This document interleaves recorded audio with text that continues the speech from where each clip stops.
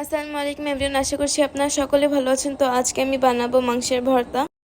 তার জন্য আমি ব্রয়লার মুরগির মাংসটাকে সিদ্ধ করে নিয়েছি এবং হাড় থেকে মাংসগুলোকে আলাদা করে নিয়েছি। তো ভর্তা বানানোর জন্য আমার লাগবে 1 চামচ আদা বাটা, হাফ চামচ রসুন বাটা।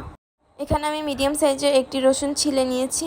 আর লাগছে 3টি মরিচ। মরিচটা আপনারা আপনাদের স্বাদ মতো দিয়ে দিবেন।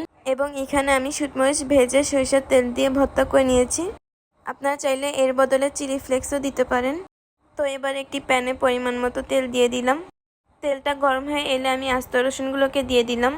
এখন রসুনগুলোকে লাল লাল করে ভেজে নিতে হবে। তো আপনারা এই রেসিপিটা অবশ্যই বাসায় ট্রাই করবেন, অনেক মজা এবং অনেক সহজেই হয়ে থাকে।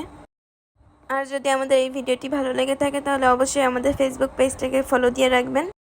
আর যারা ইউটিউব থেকে দেখছেন তারা অবশ্যই আমাদের ইউটিউব চ্যানেলটাকে সাবস্ক্রাইব করে রাখবেন। আমার রসুন ভাজা হয়ে গিয়েছে, এখন আমি উঠিয়ে নিচ্ছি। তো এবার মরিচ 3টিকেও ভেজে নিব। মরিচ ভাজা হয়ে গিয়েছে, এখন উঠিয়ে নিব। এখন ওই একই তেলের ভিতরে মাংস এবং আদা বাটা রসুন বাটা দিয়ে দিলাম। এখন সব কিছুকে লাল লাল করে ভেজে নিব।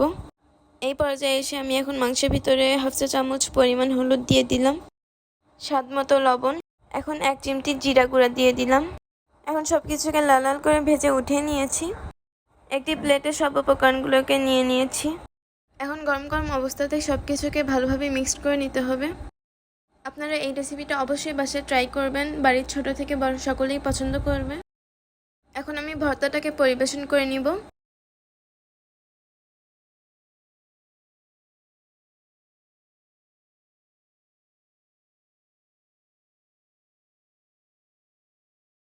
ভিডিওটি শেষ পর্যন্ত দেখার জন্য অসংখ্য ধন্যবাদ। আসসালামু আলাইকুম।